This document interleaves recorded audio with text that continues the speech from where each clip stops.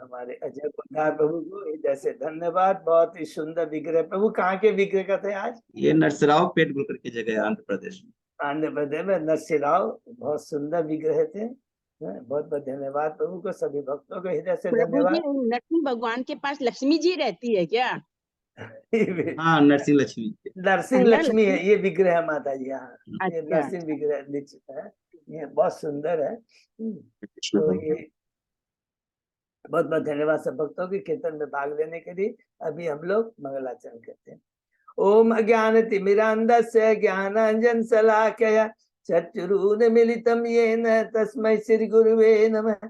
श्री चैतन्य मनोभीष्टं स्थापितं येन भूतले स्वयं रूप कदा मह्यं ददाति स्वपदान्तिकं। वन्देऽहं श्री गुरु श्री युगपद कमलं श्री गुरु वैष्णवांश च श्री रूपं सागर जातं सहगना रघुनाथं वितं तं सजीवं स्वाद्वैतं सावधूतं परिजं सहितं कृष्ण चैतन्य देवं श्री राधा कृष्ण पादान सहगना ललिता श्री विशाखान्वितांत च। नमो ओम विष्णुपादाय कृष्ण पृष्ठाय भूतले श्रीमते भक्ति वेदांत स्वामिनि इति नामिने। नमस्ते सरस्वती देवे गौरवाणी प्रचारिणे निर्विशेषा शून्यवादी पाश्चात्य देशधारिणे। वाञ्छा कल्पतरुभ्यश्च कृपा सिन्धुभ्येव च पतितानां पावनेभ्यो वैष्णवेभ्यो नमो नमः। नमो महावदान्याय कृष्ण प्रेम प्रदायते कृष्णाय कृष्ण चैतन्य नामने गौरत्विषे नमः। हे कृष्ण करुणा सिंधु दीन बंधु जगतपते गोपेश गोपिका कांत राधा कांत नमस्तुते। तप्त कांचन गौरांगी राधे वृंदावनेश्वरी विश्वानुसुते देवी प्रणमामि हरिप्रिये। नीलांचन निवासाय नित्याय परमात्मने बलभद्र सुभद्रायां जगन्नाथाय ते नमः। जय श्री कृष्ण चैतन्य प्रभु नित्यानंद श्री अद्वैत गदाधर श्रीवासादि गौर भक्तबिंद मुखम करोति वाचालम पंगुलंघे यत्कृपातमहं वंदे श्री गुरुं दीनतारिणं परमानंद माधवं श्री चैतन्य ईश्वरं। हरे कृष्ण कृष्ण कृष्ण हरे हरे हरे राम राम राम हरे हरे। श्री मंगलाचरण की जय। शिला प्रभुपाद की जय। हरे कृष्णा। आज के इस भागवतम चर्चा में सभी भक्तों का हार्दिक स्वागत है। सभी भक्तों के चरणों में मेरा सादर दंडवत प्रणाम है। राधा माधव राधा गोविंद गुरु आचार्य साधु परम वैष्णव परम भागवत के असीम कृपा से हम सब लोग मिल करके आपस में श्रीमद् भागवतम के ऊपर कई दिनों से चर्चा कर पा रहे हैं। कैंटो 4 में अभी हम हैं, 29वें अध्याय की समाप्ति की ओर में है। उसके पहले हम लोगों ने 28 अध्याय समाप्त किए। संक्षेप में दोहराते हैं। प्रथम अध्याय में है स्वयंभू मनु की पुत्रियों की वंशावली के बारे में। दूसरे अध्याय में है शिव को दक्ष का शाप, उसको किस पर अपमानित करते हैं। तीसरे अध्याय में है माता सती और भगवान शिव के संवाद। चौथे अध्याय में माता सती का देह त्याग। पांचवें अध्याय में शिव द्वारा दक्ष के यज्ञ का विध्वंस। छठवें अध्याय में ब्रह्मा जी का कैलाश धाम जाना और शिव को मनाना कि यज्ञ करना संपन्न करना बहुत जरूरी है। और 7वें अध्याय में दक्ष द्वारा यज्ञ का संपन्न किए जाना और स्वयं भगवान विष्णु आकर करके किस प्रकार दक्ष को शिक्षा देते हैं। पहला पड़ाव खत्म होता है, दूसरा पड़ाव स्टार्ट होता है 8वें अध्याय से। स्वयंभू मनु के पुत्र उत्तानपाद उनके पुत्र हैं ध्रुव महाराज। शीर्षक है ध्रुव महाराज का गृह त्याग एवं वनगमन कि किस प्रकार ध्रुव महाराज गुरु नारद जी की कृपा से मंत्र प्राप्त करके मधुवन वन में यमुना नदी के तट पे 6 महीने तक तपस्या करके भगवान को प्रसन्न करते हैं और आशीर्वाद प्राप्त करते हैं। 90वें अध्याय में प्रवेश करते हैं। शीर्षक है ध्रुव महाराज का अपने राजमहल को वापस जाना। और हमने देखा ध्रुव महाराज भगवान का आशीर्वाद प्राप्त करके राजमहल वापस जाते हैं। सब लोग बहुत प्रसन्न हो जाते हैं ध्रुव महाराज को देख करके। और कुछ समय बाद में उत्तानपाद जब देखते कि मेरा पुत्र राज सिंहासन में बैठने के योग्य हो गया है, घर छोड़ के चले जाते हैं। 10वें अध्याय में प्रवेश करते हैं। शीर्षक है ध्रुव महाराज का यक्षों के संग में युद्ध। इसमें हमने देखा कि किस प्रकार जब ध्रुव महाराज को पता लगता है उनका कजन ब्रदर उत्तम को यक्षों ने मार दिया है, अलकापुरी में जाकर यक्षों के संग युद्ध करते उन्हें मारना शुरू कर देते हैं। हम 11वें अध्याय में प्रवेश करते हैं। शीर्षक है शंभु मनु का ध्रुव महाराज को सलाह, जब देखते हैं स्वयंभू मनु कि ध्रुव महाराज क्रोध की अग्नि में आकर के यक्षों को अंधाधुंध मारे, आकर के सलाह देते हैं क्रोध की अग्नि को दबाओ और उसके लिए भगवान की भक्ति हरे नाम का श्रवण कीर्तन स्मरण करो। 12वें अध्याय में शीर्षक है ध्रुव महाराज का भगवान के वैकुंठ लोक को जाना। हरि बोल। किस प्रकार ध्रुव महाराज अपने राज्यकाल में बहुत सुंदर ढंग से राज्य को चलाते हैं और कुछ समय बाद में सब कुछ त्याग करके बद्रिकाश्रम जा करके भगवान की भक्ति में निमग्न हो जाते हैं और वैकुंठ लोक को प्राप्त होते हैं। यहाँ पड़ाव दूसरा खत्म होता है, तीसरा पड़ाव शुरू होता है 13वें अध्याय से। शीर्षक ध्रुव महाराज के वंशावलियों का वर्णन, जिसमें हमने देखा कि वत्सर जो उनका छोटा पुत्र राज सिंहासन में बैठते हैं और उनकी वंशावली में उनके एक महान राजा आते अंग और जिनका पुत्र होता है बैन, जो कि बड़ा ही नास्तिक और अधर्मी होता है। 14 अध्याय में प्रवेश करते हैं और शीर्षक है राजा बैन की कथा। राजा अंग जब देखते हैं कि उसका पुत्र इतना अधर्मी है, दुख के कारण घर छोड़ के चले जाते हैं, राजमहल छोड़ के चले जाते हैं। ऋषियों के पास कोई उपाय नहीं रहता है और उनको मजबूरी बस राजा बैन को राज सिंहासन पर बैठाना पड़ता है। लेकिन जब देखते हैं कि वो सारे धार्मिक कार्यों को बंद कर दिया है, अधर्मी है, क्रूर है, तुरंत उसको अपनी ओंकार से मार देते हैं और अंत में उसके शव के चांगों का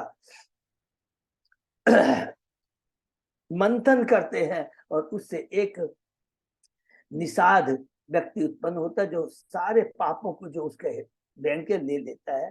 15वें अध्याय में प्रवेश करते हैं पृथु महाराज का प्रकट उत्पत्ति और उनका ग्लोरिफिकेशन, राज्याभिषेक, कि जब राजा बैन के बाहों का मंथन किया जाता है तो उससे एक कपल उत्पन्न होता है पृथु महाराज एवं अर्ची, और उनका बहुत सुंदर ढंग से ग्लोरिफिकेशन होता है, राज्याभिषेक होता है।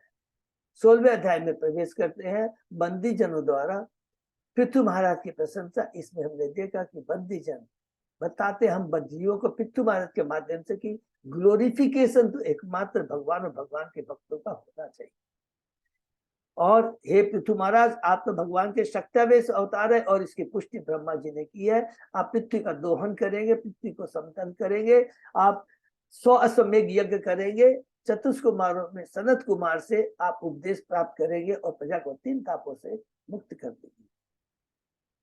17वें अध्याय में प्रवेश करते हैं पृथु महाराज का पृथ्वी पर क्रोधित होना, कि किस प्रकार पृथु महाराज पृथ्वी को एक शिक्षा देते हैं। पृथ्वी के माध्यम से हम बद्ध जीवों को शिक्षा देते हैं कि सब कुछ भगवान के ऊपर, सर्व कारण भगवान है, तो हमें भगवान पर ही भरोसा करना चाहिए, भगवान की ही भक्ति करनी चाहिए।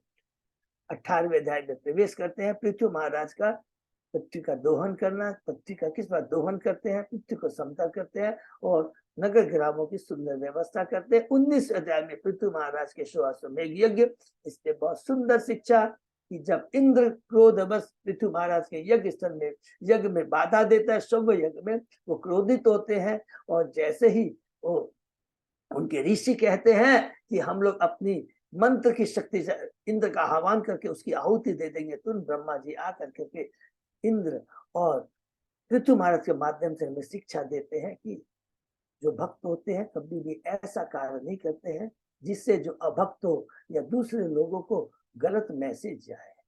20वें अध्याय में प्रवेश करते हैं पृथु महाराज के यज्ञ में, पृथु महाराज के यज्ञ में भगवान विष्णु का प्राकट्य, कि किस प्रकार पृथु महाराज के यज्ञ में भगवान विष्णु आते हैं और कहते हैं कि जो भगवान के भक्त होते हैं पृथु महाराज 3 गुणों से प्रभावित नहीं होते, और फिर कहते हैं तुम मुझसे वर मांगो, और वर में पृथु महाराज बहुत ही सुंदर बात कहते हैं कि मुझे 10 लाख कान दीजिए जिससे मैं आपके शुद्ध भक्तों के मुखार बिंदु से आपके नाम की लीलाओं का श्रवण कीर्तन कर सकूं।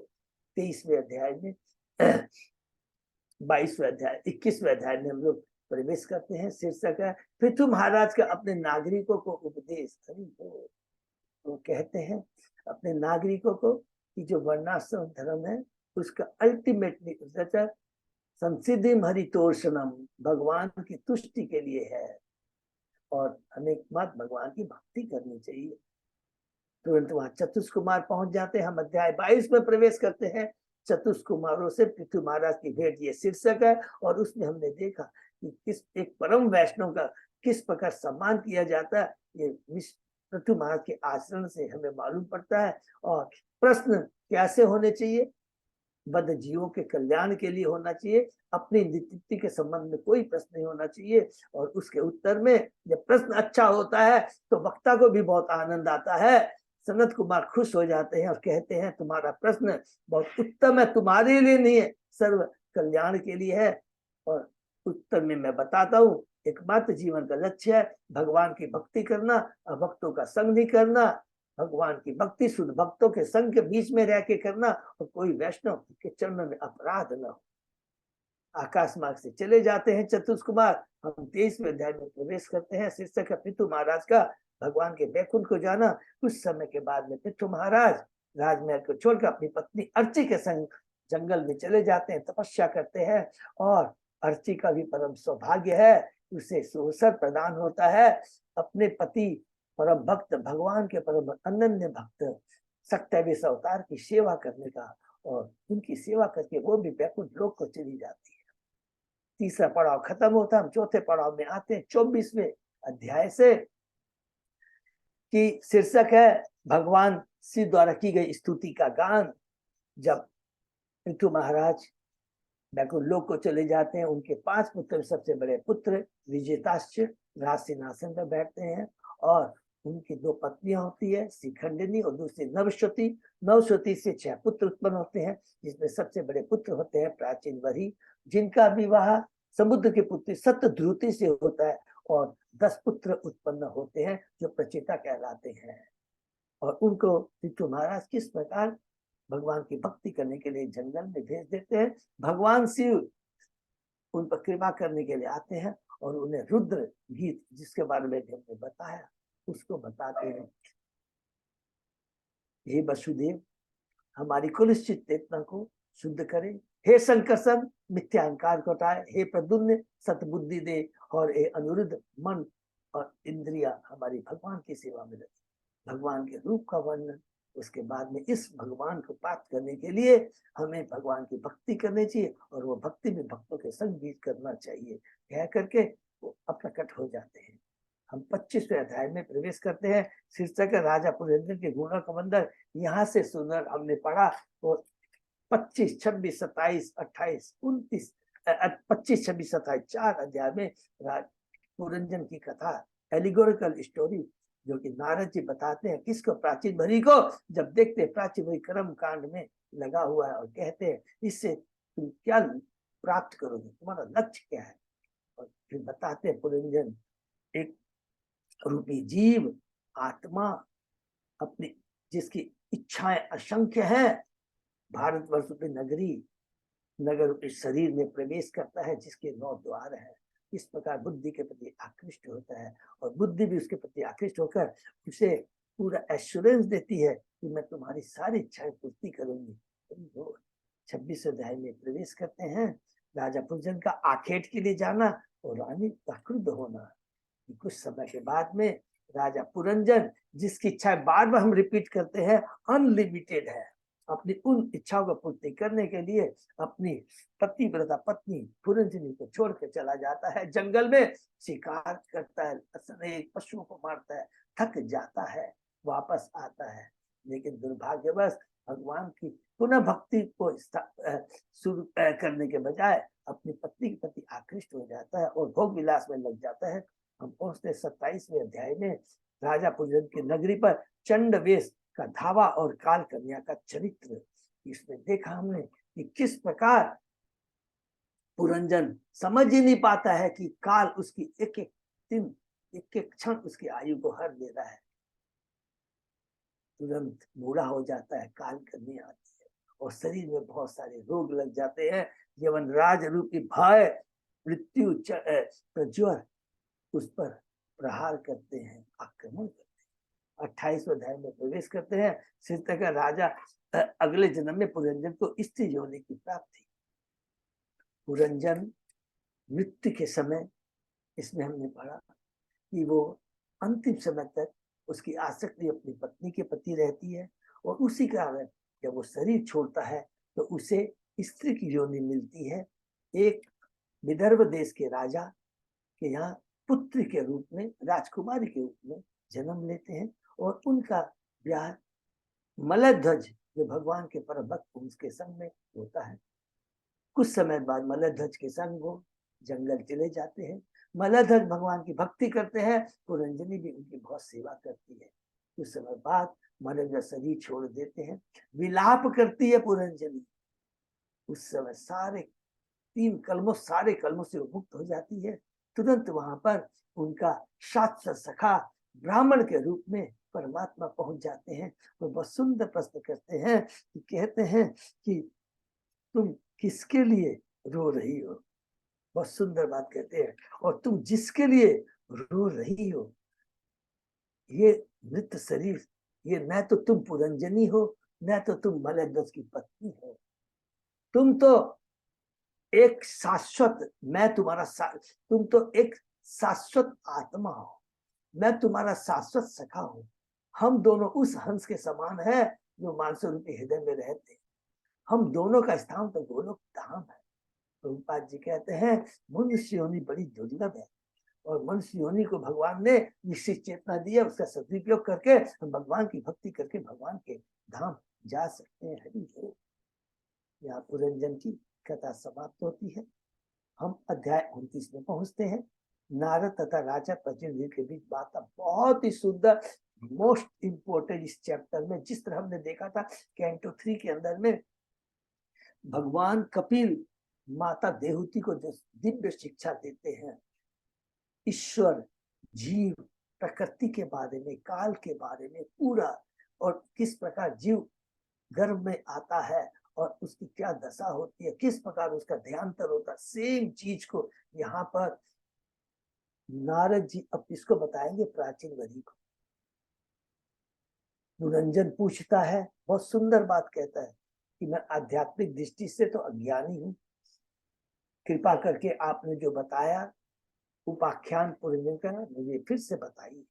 और यहाँ पर नारद मुझ बोलना शुरू करते हैं। जीव 84 लाख योनियों में घूमता रहता है। जब वो भगवान को छोड़ के आता है उसके बाद में अपनी भौतिक इच्छा के कारण उसे 9 द्वारों वाला ये शरीर मिलता है। भौतिकता में आसक्त होने के कारण 3 गुणों से बंध जाता है और कुत्ते की तरह एक द्वार से दूसरे द्वार अर्थात कभी स्वर्गलोक, कभी नरकलोक, कभी भूमि पर रहता है। और बहुत सुंदर कहते हैं, और अगर इससे निकलना है तो इसकी एकमात्र औषधि है भगवान के प्रतिनिधि की शरण रहना, उससे भगवान के बारे में ज्ञान प्राप्त करना। और जब हम भक्ति में लग जाते हैं तो सारी हमारी भौतिक आसक्तियां, भूख, प्यास, शोक, मोह, भय सब नष्ट हो जाते हैं। और जो भक्ति में लगता है वो निर्भय हो जाता है। और अंत में कहते हैं, और सुंदर एग्जाम्पल देते हैं, हरिण का एग्जाम्पल वो हमेशा हम लोग याद रखेंगे, कितना सुंदर कि हरिणी के संग में भोग विलास करता है, लेकिन भूल जाता है सामने भेड़िया उसको मांस को खाने के लिए तैयार बैठा है और शिकारी पीछे से उसका वध करने के लिए तैयार बैठा है। हरि बोल। तुरंत प्राचीन वही राजा नारद से पूछता है, हे ब्राह्मण, आपने हमें बहुत जो बताया, लेकिन दुर्भाग्यवश हमारे गुरु आचार्यों ने हमें ये सारी बातें गुप्त ज्ञान लिखा है, गुप्त ज्ञान एकदम लिखा नहीं बताया। या तो न वो जानते थे और या जानबूझ के उन्होंने नहीं बताया। फिर पूछता है, यहाँ से बहुत इंपॉर्टेंट प्रश्न उनका है जिसका उत्तर नारद मुनि बहुत ही अच्छे ढंग से देते हैं। क्या कहता है कि पिछले जन्म में जिस शरीर से कर्म किया था वह तो नष्ट हो चुका है, अतः उस कर्म का भोग भिन्न शरीर द्वारा किस प्रकार संभव है। अरे वो तो शरीर नष्ट हो गया, तो शरीर के संग में सारे हमारे कर्म सब तो नष्ट हो गए, तो फिर दूसरे शरीर में हम क्यों भोगते हैं। तो यहाँ नारद मुनि जी बताते हैं किसके बारे में, सूक्ष्म शरीर के बारे में बताते हैं। सूक्ष्म शरीर, इस स्थूल शरीर के विनाश होने पर भी सूक्ष्म शरीर भोगने या कष्ट लेने के लिए हमारे आत्मा के संग सदैव रहता है। अगर सूक्ष्म शरीर को कृष्ण विषयक चिंतन में लगाएं तो वो कृष्ण लोक में जाएगा, नहीं तो एक शरीर से दूसरे शरीर में उसका आगमन चलता रहेगा। सूक्ष्म शरीर की क्रियाओं से जीव स्थूल शरीर को विकसित करता है और त्यागता रहता है। यह आत्मा का देहांतर कहलाता है। इस प्रकार आत्मा विभिन्न प्रकार के हर्ष, शोक, भय, मोक्ष तथा दुख का अनुभव करता है। फिर उसके बाद में कहते हैं ऐसी स्थिति का मुख्य कारण क्या है? मन है। मन, बुद्धि, अहंकार, ये जो सूक्ष्म शरीर है उसमें बहुत इंपॉर्टेंट बात कहते हैं। ऐसी स्थिति का मुख्य कारण मन है। मन के ही अनुसार विभिन्न प्रकार के शरीर उत्पन्न होते हैं और जीव को उसको धारण करना पड़ता है। अतः मन ही सभी प्रकार की इच्छाओं का सागर है, आगार है। मन से ही मनुष्य को कुत्ते तथा सूरज जैसे शरीर प्राप्त हो सकते हैं। अतः मन को कृष्ण भक्ति में लीन रखना मानव जीवन की महत्तम सिद्धि है।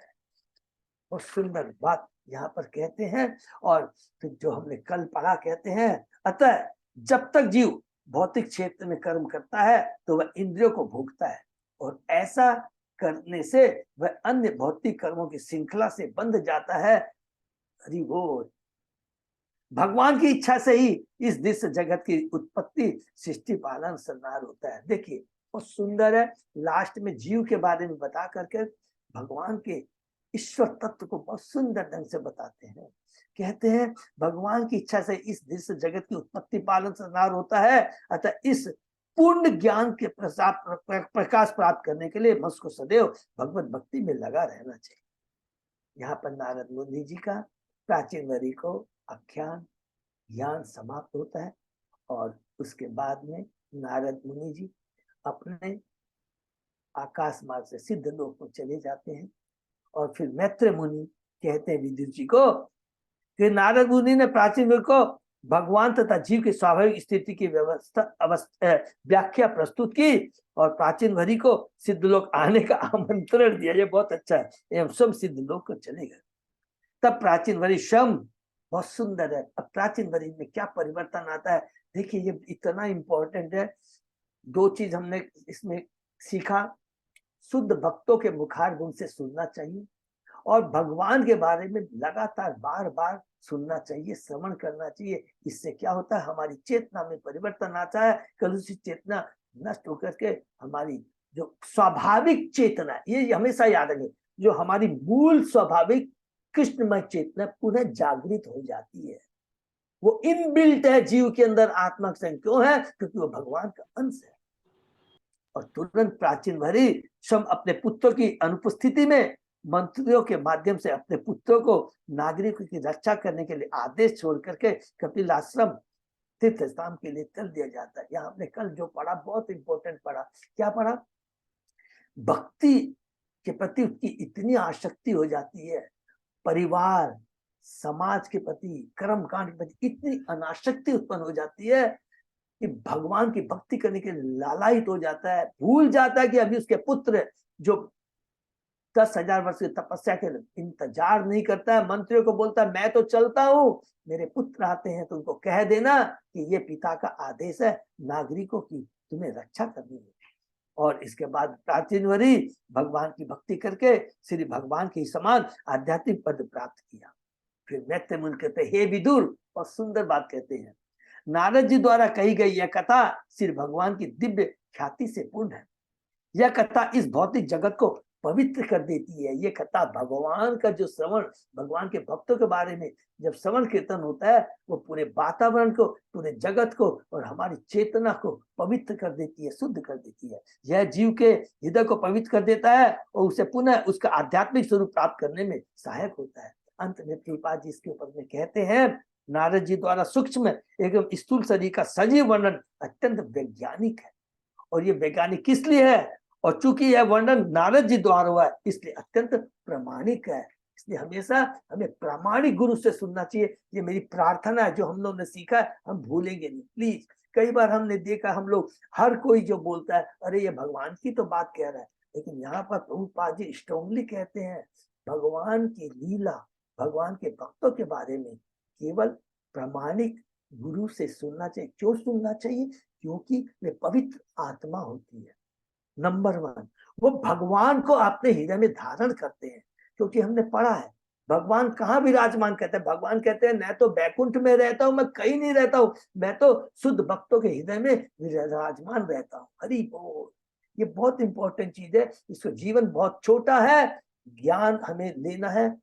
भगवान प्रभुपा जी से मिला, इसलिए केवल शुद्ध भक्तों के मुखारबिंद से सुनना चाहिए। कोई भी रिकॉर्ड, टेप रिकॉर्डर, टीवी वगैरह या फिजिकली भी नहीं सुनना है, नहीं सुनना है, नहीं सुनना है।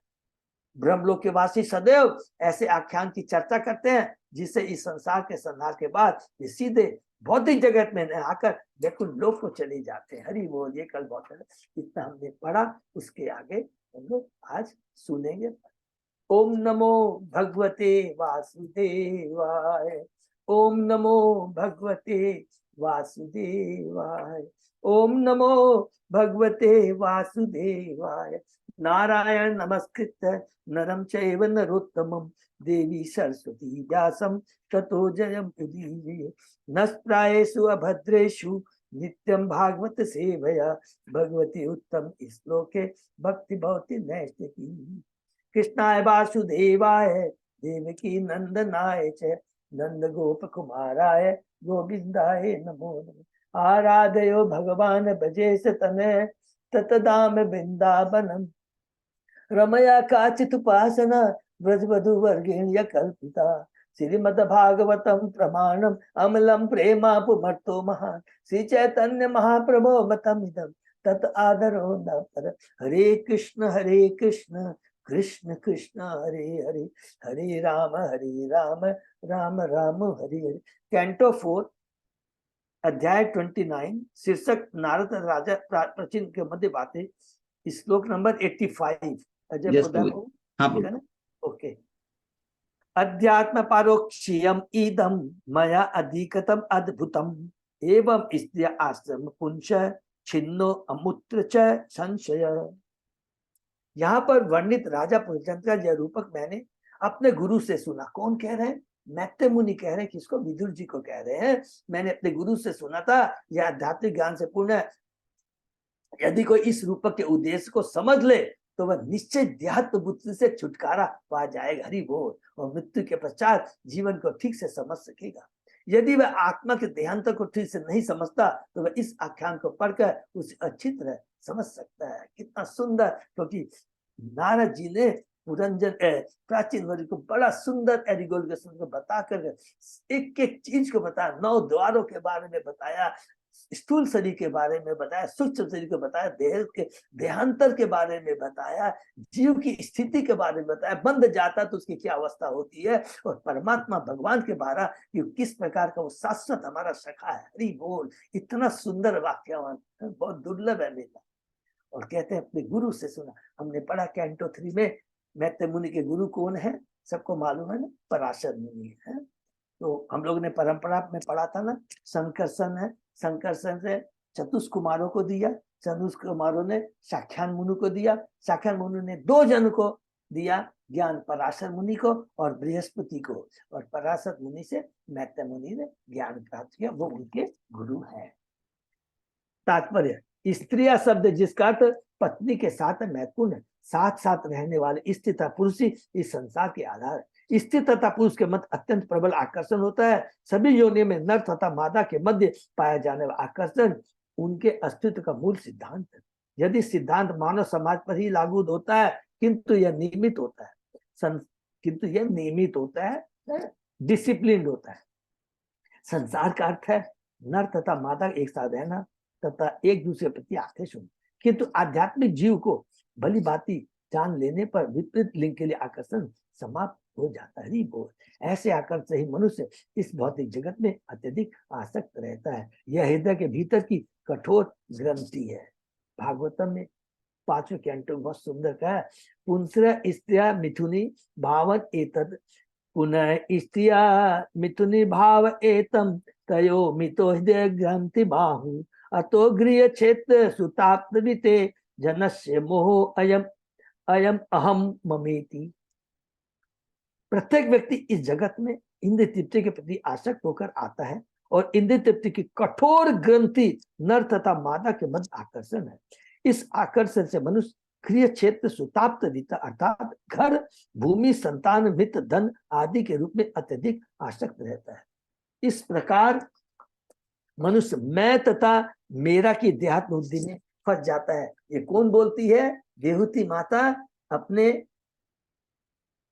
पुत्र भगवान कपिल देव से ये बात कहती है। किंतु यदि वह राजा पुरुषोत्तम की कथा को समझता है और यह भी समझता है कि किस प्रकार काम वासना के कारण वह अगले जन्म में स्त्री बना, तो मनुष्य को देहांतर की क्रिया भी समझ में आ जाएगी। हरि बोल। यम यम वापी स्मरण भावम, ये बहुत इंपॉर्टेंट श्लोक है, इसको याद रखेंगे, कभी नहीं भूलेंगे। यम यम वापी, जैसे हमारे मृत्यु के समय चेतना होगी वैसा ही हमें शरीर मिलेगा। और इसलिए हमें चिंतन किसका करना चाहिए? कृष्ण का, मन को। और इसका एकमात्र उपाय है, अम्बरीश महाराज को याद कर लेंगे, बस एक एक नोट कर लेंगे। अम्बरीश महाराज सदैव उनका मन कृष्ण में लगता था। आंखें भगवान का दर्शन करने में, मुंह भगवान का भजन करने में, पांव भगवान के मंदिर को साफ करने में, हाथे भगवान का मंदिर माने बगीचे में जाकर भगवान के लिए फूल तोड़ते थे। 100% पूरा जो अम्बरीश महाराज पूर्ण रूप से समर्पित थे, सारी इंद्रिया कृष्ण को समर्पित थी। किसके लिए? अब यहाँ से विशेष टिप्पणी हम लोग पढ़ते हैं समाप्ति की ओर में, बहुत सुंदर है? तो अलग अलग लोगों की मध्वाचार्य संप्रदाय के श्री विजय ध्वज तीर्थ के साथ निम्नलिखित श्लोकों में से प्रथम 2 श्लोक 45वें श्लोक के बाद आते हैं और शेष 2 श्लोक 39वें श्लोक के बाद आते हैं। तो विशेष टिप्पणी है। सर्वेषां एवे जंतूनां सततम देह पोषणो अति प्रज्ञा समयाता को विशेषतदा नृणाम लब्ध्वा हि अन्ते मनुष्यत्वं हित्वा देव आदि असत ग्रहम आत्मश्रित्या विहाय इदम जीवात्मा से विशिष्यते। शरीर, स्त्री तथा बच्चों को पालने की इच्छा पशु समाज में भी देखी जाती है। बहुत सुंदर ज्ञान है। पशुओं में ऐसे व्यापारों को करते रहने की पूरी बुद्धि होती है। यदि ये हम लोगों ने देखा भी होगा, आप देखे होंगे, जब भी हमने देखा होगा, इवन कौवा को आप देखेंगे, हैं कबूतर, कौवा, सबको आप देखेंगे कि बिल्ली को देखे, कुत्तों को देखे कैसे अपने बच्चों की रक्षा करते पास, चिड़िया को आप देखेंगे किस प्रकार घोंसला बनाते हैं अपने बच्चों। पशुओं में ऐसे व्यापार करते रहने की पूरी बुद्धि होती है। यदि मनुष्य केवल इसी बात से में अपने को उन्नत हो तो फिर उसमें तथा पशु में क्या अंतर है, इसको अंडरलाइन करने कि यदि इसी को हम समझते हैं डेवलपमेंट है कि हमने अपने बच्चों को जन्म दिया, उनके लिए बहुत अच्छी सारी भौतिक व्यवस्थाएं की, तो इसी को अगर हम प्रोग्रेस समझते हैं तो we are not better than animal, अर्थात हम लोग 2 पांव के पशु के समान है। मनुष्य को यह भली बात ही समझ लेना चाहिए कि विकास प्रक्रम में अनेकानेक जन्मों के पश्चात यह मानव जीवन प्राप्त होता है, जो कि अभी हमने पढ़ा है। विकास क्रम सोच, अर्थात 84 लाख योनियों के बाद में हमें ये मनुष्य योनि प्राप्त होती है। जो बुद्धिमान मनुष्य स्थूल तथा सूक्ष्म शरीर की देहात्म बुद्धि को त्याग देता है, वह आध्यात्मिक ज्ञान के प्रकाश से परमेश्वर के समान अग्रण्य आत्मा बन जाता है। हरि बात। भगवान सच्चिदानंद है, हम भी सच्चिदानंद है। दुर्भाग्यवश अपनी भौतिक इच्छाओं को पूर्ति करने के लिए इस भौतिक जगत में आ गिरते हैं, 3 गुणों से बंध जाते हैं। कुत्ते की तरह जो पड़ा था, एक द्वार से दूसरे द्वार जाते हैं। लेकिन जैसे ही हम भगवान की भक्ति कर करके दिव्य ज्ञान के प्रकाश से हम लोग प्रज्वलित हो जाते हैं, तो हम कहा था ना, वो भी भगवान जैसा पद प्राप्त कर लेता, अर्थात गोलोक धाम। सिंपल चीज। तात्पर्य कहा जाता है कि मनुष्य तर्कशील पशु है, किंतु इस श्लोक से हम यह भी समझ सकते हैं कि पशु जीवन में भी तर्क शक्ति पाई जाती है। जब तक तर्क शक्ति न हो, पशु किस प्रकार कठिन श्रम करके अपना शरीर पालन कर सकता है। यह कहना कि पशु तर्कशील नहीं है असत्य। हाँ, उनकी तर्कशीलता उन्नत नहीं होती, हम किसी तरह से उनकी तर्कशीलता से इनकार नहीं कर सकते। बात यह है कि मनुष्य को श्री भगवान को समझने के लिए तर्क शक्ति का प्रयोग करना है, क्योंकि यही मानव जीवन की पूर्णता है। तो सिंपल यहाँ कहेंगे कि जीवों में भी चेतना होती है। हमने पढ़ा है पेड़ों के अंदर में भी आच्छादित, संकुचित, मुकुलित, विकसित और पूर्ण विकसित। मनुष्य के अंदर की जो चेतना होती है, मुकुलित जो साधारण, विकसित जो हम भक्ति कर रहे हैं, हमारी विकसित चेतना, और पूर्ण विकसित जब 3 गुणों से ऊपर होकर करके हमारा चेतना भगवान की चेतना में मिलन हो जाएगा। जैसा कि हमने पाया पुरंजनी के बारे में, जैसे वो मलध्वज के साथ में रहकर सब कुछ त्याग देती है और पूर्ण रूप से कृष्ण को समर्पित हो जाती है और रोती रहती है।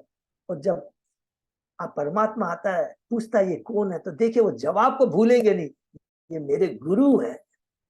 ऐसा नहीं कहा ये मेरे पति, ये मेरे गुरु है। तो उस तरह की इसको बोलते हैं पूर्ण विकसित चेतना। ठीक है।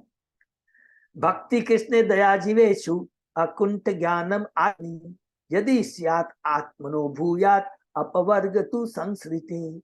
यदि जीव का विकास कृष्ण भक्ति में होता है और वह अन्यों पर दयालु होता है, यदि आत्म साक्षात्कार का आध्यात्मिक ज्ञान पूर्ण होता है, तो उसे संसार के बंधन से अवलिंग मोक्ष प्राप्त होता है। हरि बोल। ये श्लोक में डायरेक्ट बताया गया है। इस श्लोक में दया जीवेशु का अर्थ है अन्य जीवों के प्रति दया, जिससे सूचित होता है कि यदि जीव आत्म प्रगति करने का इच्छुक है तो उसे अन्य जीवों के प्रति दयालु होना चाहिए। इसको प्लीज अंडरलाइन कर लेंगे। भगवान ने कहा कि जो मेरे नाम का प्रचार दूसरों में करता है, मैं उससे सबसे ज्यादा खुशी हूं। इसी को कहते हैं वास्तविक कल्याण, उपकार, वास्तविक दान। इसका यह अर्थ हुआ कि अपने आप पूर्ण बनकर तथा कृष्ण के चीरदास के रूप में अपनी स्थिति को समझने के बाद इस ज्ञान का उपदेश करना चाहिए, प्रीचिंग करना चाहिए। इसका उपदेश करना ही जीव के प्रति वास्तविक दया दिखाना है। खाली रोटी पर कपड़ा और मकान से नहीं चलेगा। अन्य प्रकार का मानव कल्याणकारी कार्य शरीर के लिए क्षणिक लाभप्रद हो सकता है, किंतु जीव के आत्मा होने से मनुष्य आत्मा पर वास्तविक दया तभी दिखा सकता है जब वह उसे आध्यात्मिक स्थिति का ज्ञान करा दे। यही गुरु का कार्य होता है। जैसा कि चेतन बाबू ने कहा, जीव स्वरूप है कृष्ण नित्यदास। प्रत्येक जीव स्वाभाविक रूप से कृष्ण का दास है।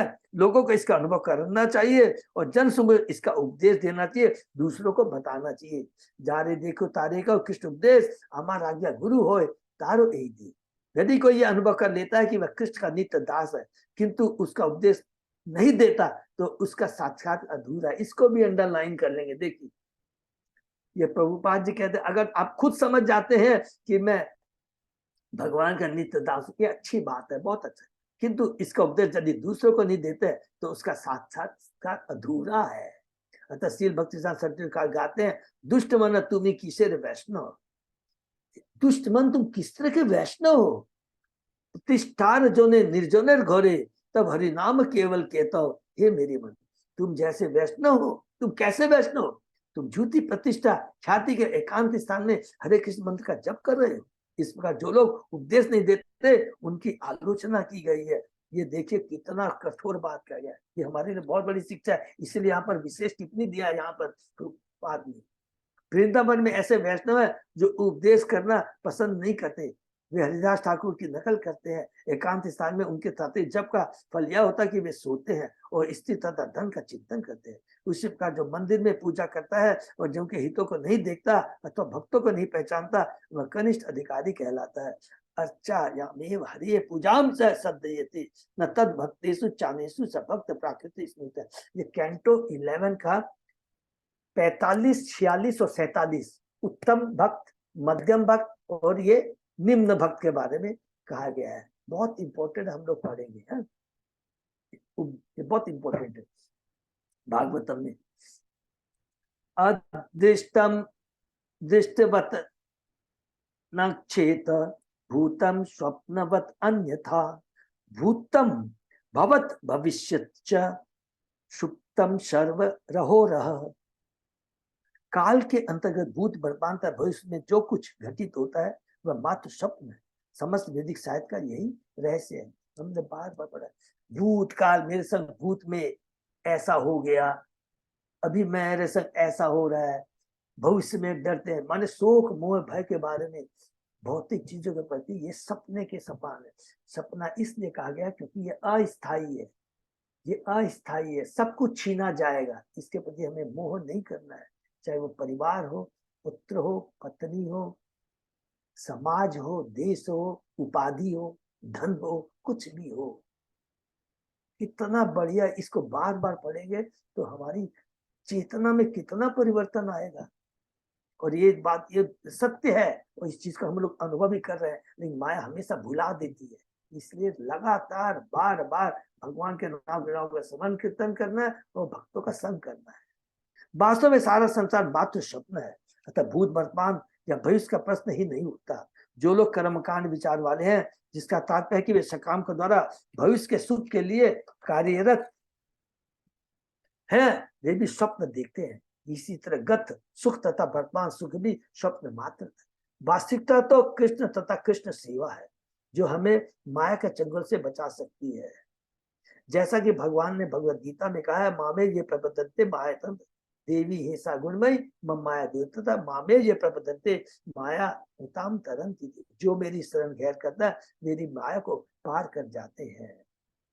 और कृष्ण सेवा को हम लोग भूलेंगे नहीं, वर्ड को प्लीज। केवल अपने को कृष्ण भावनावती, अपने को हरिनाम का जप करना कहते हैं, ये पूर्ण साक्षात्कार नहीं है, प्रभुपाद जी कह रहे हैं। और भक्ति सिद्धांत सरस्वती ठाकुर बहुत ही कठोर थे, बहुत ही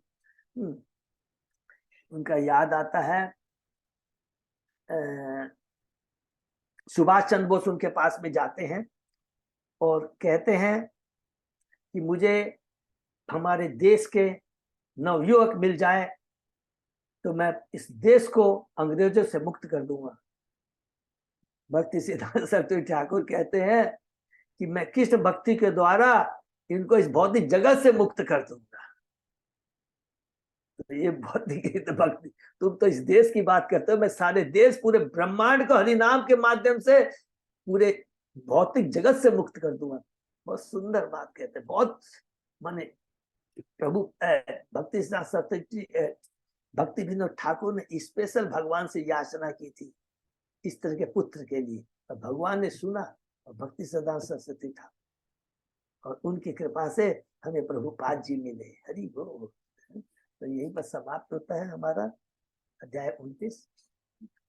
समय है तो हम लोग प्रवेश कर सकते हैं। प्रभु अजय पदापु अध्याय 30 में हम लोग प्रवेश करते हैं। और लेकिन ये बहुत इंपॉर्टेंट जो विशेष टिप्पणी है और सारा ये अध्याय स्पेशली 29 बार है पूरा, माने 25वें से लेकर करके हमने 28 तक जो पुरंजन के बारे में, और उसके बाद में 29वें अध्याय में जो प्राचीन वरी पूछते हैं नारद जी से, उसके उत्तर में नारद कितना सुंदर वर्णन करते हैं। इसको हमें बार बार पढ़ते रहना। अध्याय 30 प्रचेताओं के कार्यकलाप। विदुरवाच ये त्वया अभिहिता ब्रह्मन् सुता प्राचीन वरहि ते रुद्र गीतेन हरिम सिद्धिम आपु प्रतोष्य काम।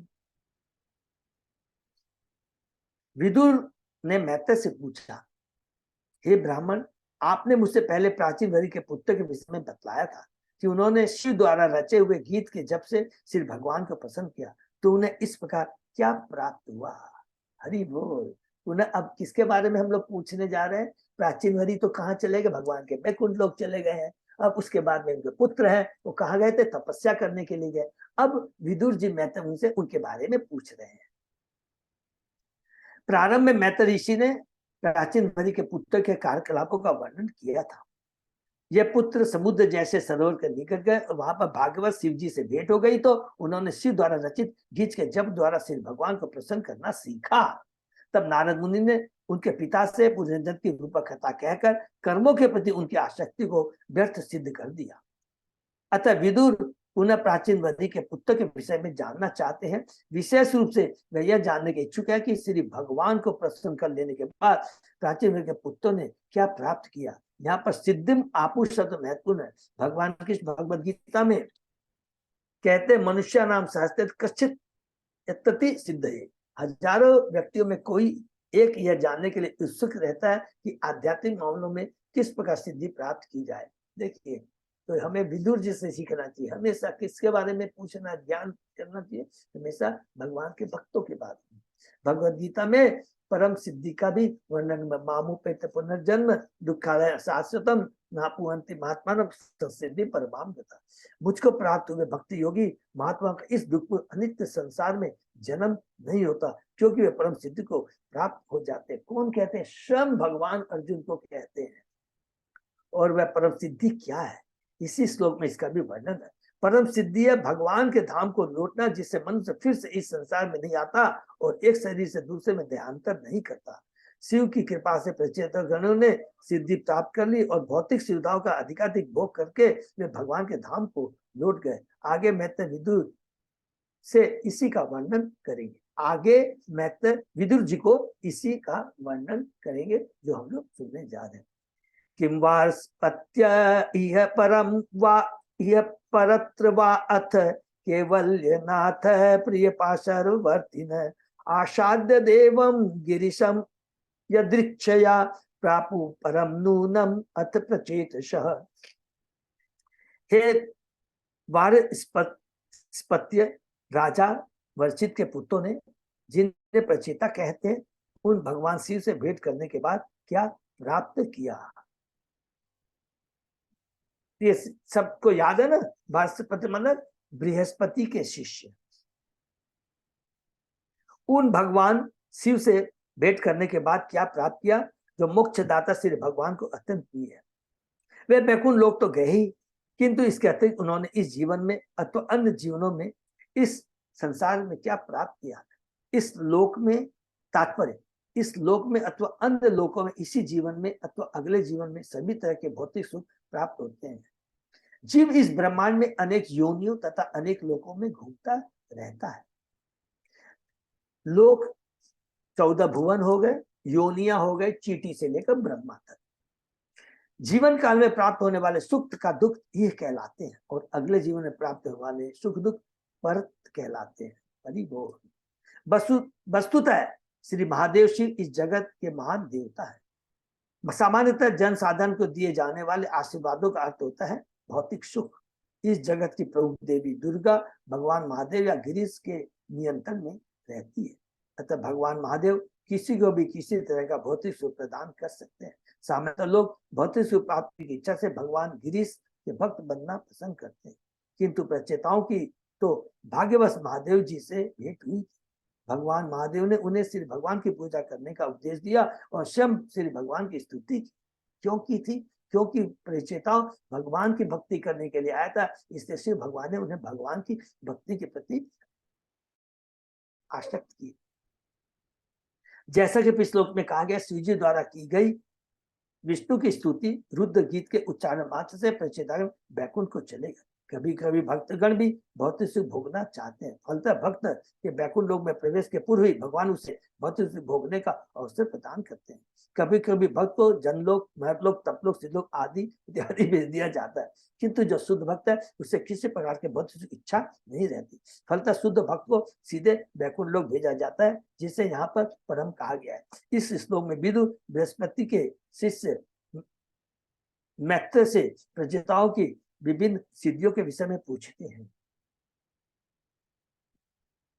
तो यहाँ पर एक जगह हम लोगों ने पढ़ा था कि पराशर मुनि के, क्योंकि उन्होंने सांख्य मुनि ने 2 जन को उपदेश दिया था, पराशर मुनि और बृहस्पति को। तो यहाँ पर कह रहे हैं कि बृहस्पति के वो शिष्य हैं विदुर जी। मैत्रेय वाच प्रचेतसो अंत उदधो पितु आदेशकारिण जप यज्ञेन तपसा पुरम जन्म अतोषयम। मैत्रेय ऋषि ने कहा, राजा प्राचीन वरी के पुत्र प्रचेताओं ने अपने पिता की आज्ञा का पालन करने के लिए समुद्र जल के भीतर कठिन तपस्या की। भगवान शिव द्वारा प्रदत्त मंत्र का बारंबार उच्चारण करके श्री भगवान विष्णु को प्रसन्न करने में सफल हुए। हरि बोल।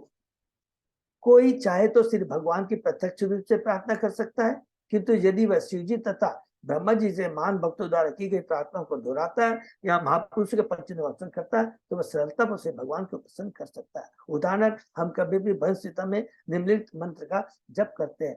चिंतामणि प्रकर सद्मसु कल्प वृक्षु लक्षावृतेषु सूर्यभीर अभिपालयन्तम लक्ष्मी सहस्र शतम संभ्रम सेव्यमानम गोविंदम आदि पुरुषम तमहम भजामि। मैं आदि भगवान प्रथम प्रजापति गोविंद की पूजा करता हूँ, जो चिंतामणि के बने तथा लाखों कल्प से घिरे आवासों में गायों का पालन करते हैं तथा समस्त इच्छाओं को प्रदान करने वाले। लाखों लक्ष्मी तथा गोपियां बड़ी आदर और प्रेम से उनकी सेवा करती रहे। चूंकि यह प्रार्थना ब्रह्मा द्वारा की गई थी, अतः हम इसे गाकर उनका अनुसरण करते हैं। श्री भगवान को प्रसन्न करने का यही सुगम उपाय है। शुद्ध भक्त कभी परमेश्वर का पहुंचने का प्रयास नहीं करता। भगवान के पास जाने की सबसे महत्वपूर्ण विधि है भक्तों की शिष्य परंपरा द्वारा जाना। इसको भी अंडरलाइन कर देंगे, प्रभुपाद जी बार बार इसी बात को कहते हैं। इस तरह शिव द्वारा की गई भगवान की प्रार्थना पतिताओं ने दोहराई और वे परमेश्वर को प्रसन्न करने में सफल हुए। गुरु परम वैष्णव शिव के माध्यम से वो किसको प्रसन्न कर पाए? भगवान विष्णु को। यहाँ श्री भगवान को पुरंजन कहा गया है। मध्वाचार्य के अनुसार जीव को पुरंजन कहा जाता है क्योंकि वह इस भौतिक जगत का वासी हो गया है और प्रकृति के त्रिगुणों का उसे इसी जगत में रहना पड़ता है। इस भौतिक जगत की सृष्टि भगवान द्वारा की जाती है और वे इसमें प्रविष्ट होते हैं। खंडांत स्तर परमाणु चयांत स्तंभ भगवान जीव के हृदय के भीतर तथा परमाणु के भीतर प्रवेश करते हैं। इसलिए भगवान तथा जो दोनों ही पुरंजन कहलाते हैं।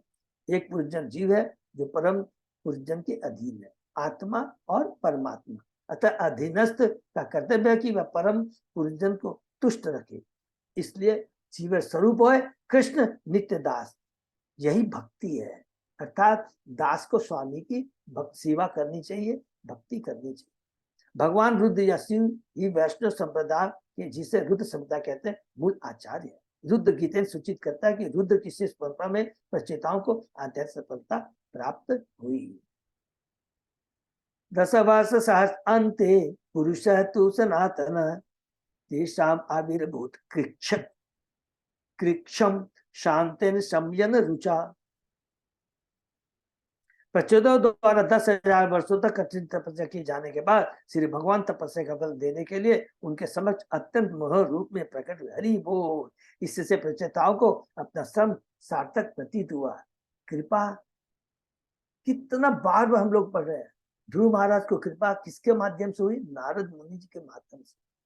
यहाँ पर प्रचेताओं को भगवान की कृपा परम वैष्णव शिव जी के माध्यम से हुई। इसलिए गुरु के माध्यम से हमें जानना चाहिए। भगवान कृष्ण ने भी सांदीपनि को, भगवान चैतन्य महाप्रभु जी ने भी दीक्षा ली। सबने अपना गुरु बनाया है, ईश्वरपुरी और केशव भारती है। चैतन्य बाबू की बोल रहा हूं, दीक्षा ली ईश्वरपुरी से और संन्यास दीक्षा केशव भारती। 10,000 वर्षों तक तपस्या करते रहना बहुत सुखद प्रयास नहीं लगता, तो भी भक्तगण श्री भगवान की कृपा प्राप्त करने के लिए ऐसी तपस्याएं करते हैं। 10,000 वर्ष तपस्या करते रहना बहुत सुखद प्रयास नहीं लगता, तो भी भक्तगण भगवान की कृपा प्राप्त करने के लिए ऐसी तपस्याएं करते हैं। उस काल में जब जीवन अत्यंत दीर्घ होता था, सबको मालूम है, सत्य युग में 1,00,000 वर्षों तक तपस्या करते, त्रेता युग में यज्ञ होते थे, द्वापर युग में अर्चा विग्रह तीर्थस्थानों में जाना, और कलयुग में एकमात्र यज्ञ है हरिनाम संकीर्तन। जहाँ कहा जाता है कि रामायण के रचयिता वाल्मीकि ने 60,000 वर्ष तक तपस्या की। भगवान ने प्रचेताओं की तपस्या की सराहना की और अंत में वे अत्यंत मनोहर रूप में उनके समक्ष प्रकट हुए। इस प्रकार वे सभी अत्यंत प्रसन्न हुए और अपनी तपस्या को भूल गए। भौतिक जगत में यदि कोई कठिन श्रम के बाद सफल होता है तो वह अत्यधिक प्रसन्न होता है। उसी प्रकार भक्त भी भगवान के संग में आते ही सारे श्रम तथा सारी तपस्या को भूल जाता है। यद्यपि ध्रुव महाराज केवल 5 वर्ष के बालक, किंतु उन्होंने सूखी पत्तियां खाकर, केवल जल पीकर तथा निराहार रहकर कठिन तपस्या की। इस तरह वे 6 मास के पश्चात भगवान का दर्शन कर सके थे।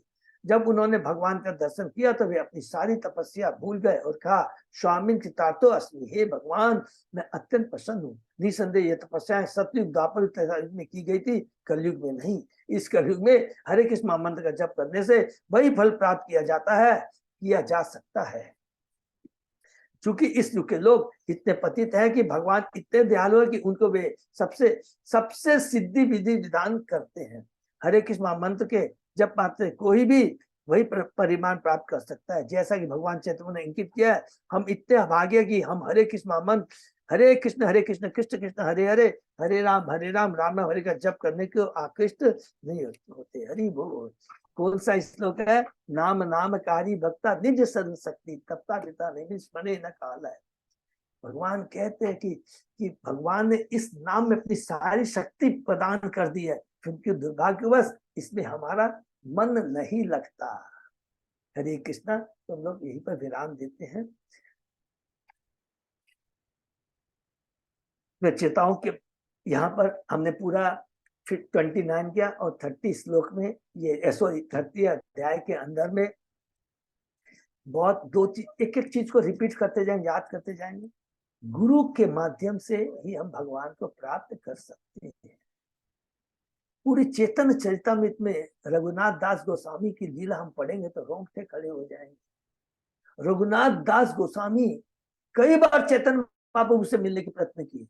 जब चेतन महाप्रभु ने संन्यास लिया उस समय हरिदास ठाकुर से भी वो मिले थे, चेतन बाबू से मिलने का प्रयत्न किया, कृपा प्राप्त।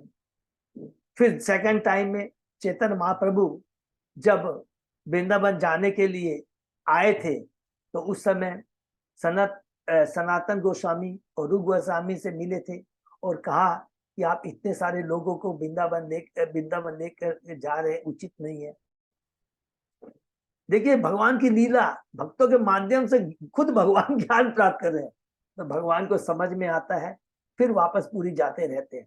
और जाने के पहले वो अद्वैताचार्य के यहाँ रुकते हैं। उस समय भी रघुनाथ दास गोस्वामी आते हैं, डांट देते हैं।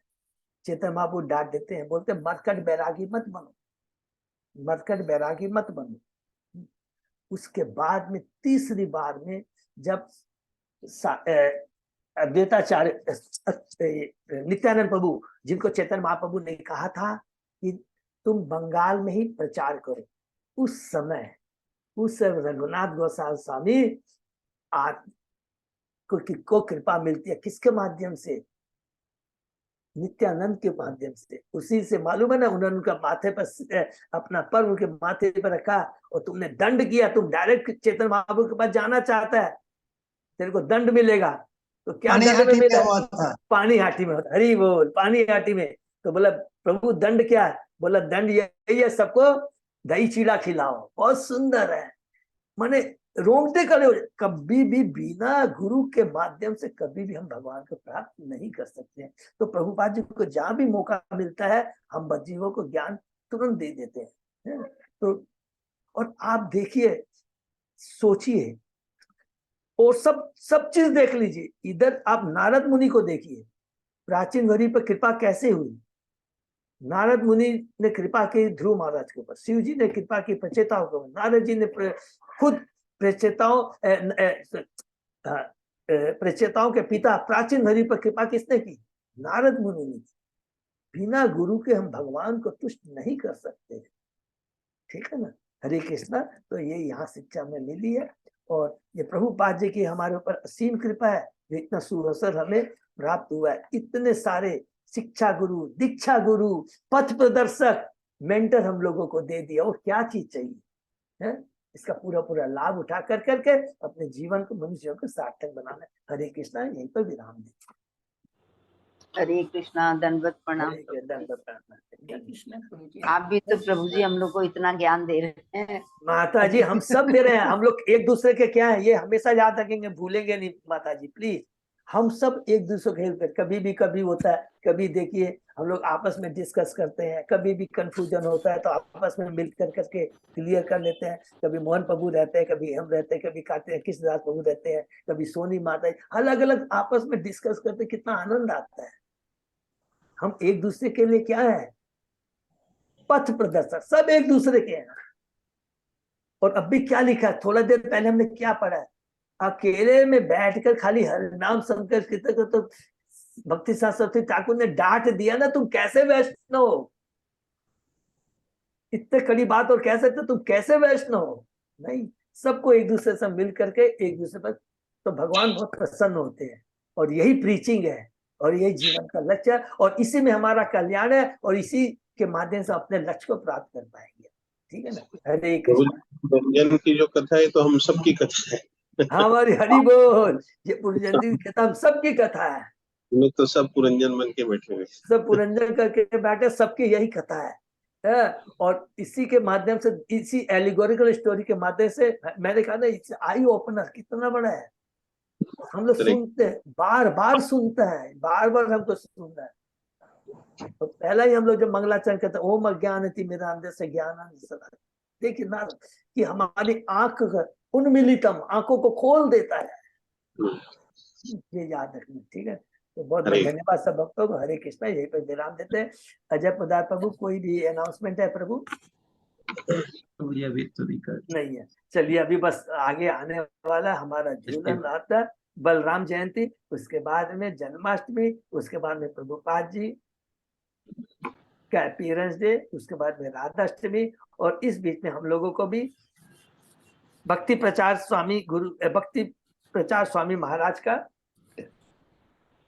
एसोसिएशन मिलेगा 24 सितंबर है। वो सब नोट करके रखेंगे, याद रखेंगे। और वेन्यू 2-4 दिन में पता लग जाएगा, तो वो भी अनाउंस कर देंगे। हरे कृष्णा। यही पे विराम देते हैं। बहुत बहुत धन्यवाद। और एक दूसरा चीज भी है, पुरुषोत्तम महीना भी 1 सप्ताह रह गया खाली है, और हम लोग ज्यादा से ज्यादा करना है। प्लीज हम लोगों को भगवान की भक्ति करनी। हरे कृष्ण। गंगा सागर का प्रोग्राम कब का कर रहे हैं? वो वही मैं बोल रहा था, आप आपस में बैठ के डिसाइड कर लीजिए कब करना है। मेरे ख्याल से नवंबर में करें, कार्तिक महीने के बाद। कंपैरेटिवली विंटर के आसपास होने से थोड़ा मौसम बहुत अच्छा रहता है, तो वही मैं कह रहा था प्रभु, बिफोर दिस पीक क्या बोलते हैं, पोर्शन ऑफ विंटर स्टार्ट, उसके पहले। तो मेरे ख्याल से नवंबर एंड सबसे बढ़िया रहेगा। पानी ठंडा रहेगा प्रभु जी। नहीं माता जी, ठंडा नहीं वो जैसे अरुण प्रभु ने बताया, बहुत अच्छा रहेगा, क्योंकि उसके पहले अभी बरसात में जाना ठीक नहीं है। अभी तो बरसात है, सीजन है, फेस्टिवल भी बहुत है। गया हूँ, हम लोग 2-3 बार गए हैं, बहुत अच्छा लगता है वहाँ पे, और पानी ठंडा ठंडा। तो अभी ऐसे कर सकते हैं कि नवंबर के आसपास प्लीज, अजय पदार प्रभु, तो हम लोग नवंबर में कर लेते हैं, नवंबर फर्स्ट वीक। नवंबर बढ़िया। तो बहुत अच्छा अरुण प्रभु ने याद दिलाया। अभी बता प्रभु जी, दिवाली का सब तैयारी वहां से आएंगे, फिर दिवाली की तैयारियां रहेगी। दिवाली के बाद का रखिएगा प्रभु जी। ठीक है, दिवाली के बाद में डेट थोड़ा बता दीजिए। तब तक प्रभु जी पानी भी साफ हो जाएगा बारिश का। दिवाली के बाद ही ठीक है, क्योंकि उससे पहले तो साउथ यात्रा करके आएंगे। तुरंत आएंगे 29 को तो आएंगे। ठीक है, तो माने दिवाली के बाद करते हैं, ठीक है, राइट? ये फाइनल हुआ। हरि बोल। तो एक प्रभु जी, आप तो दिवाली के बाद ही रखते हैं। अपने वहां लेके सजा के फिर आप सजेस्ट कर देंगे। हाँ, ये बहुत अच्छा हुआ। यदि याद आ जाएगा तो अभी से मैं सुंदर गोविंद दास प्रभु को बोल दूंगा, तो अपने रूम्स, होटल्स, गेस्ट हाउस सब बुक हो जाएंगे, ठीक है ना प्रभु जी? हाँ, वस्त्र व्यवसाय समिति का जो धर्मशाला है, वो बहुत ज्यादा सुंदर बनी हुई है। मैं गई हुई हूँ उसमें, वस्त्र व्यवसाय समिति की, और उसके जो सेक्रेटरी है वो नारायण जेठ का लड़का है। हरी बोल। चलिए माता जी, वो याद रखेंगे, वो हम याद रखेंगे। और उसके पहले हम लोग व्यवस्था चाहिए तो हो जाएगी। हाँ, तो माता जी हम लोग पहले सुंदर गोविंद दास प्रभु को ही बोल देंगे। उन्होंने खुद ही पर 3-4 दिन में, जैसे मैंने बताया था, तो वो खुद ही अरेंजमेंट कर देंगे। वो बहुत सिंसियर, माने देखिए कितनी बड़ी कृपा है। स्पेशल पता नहीं, अचानक उनका मैसेज आ गया, प्रभु you please come with your devotee, all the devotees from Jagannath group आइए। मैं स्पेशल रहने की व्यवस्था, खाने की व्यवस्था, प्रचार, कीर्तन सब माने व्यवस्था कर दूंगा।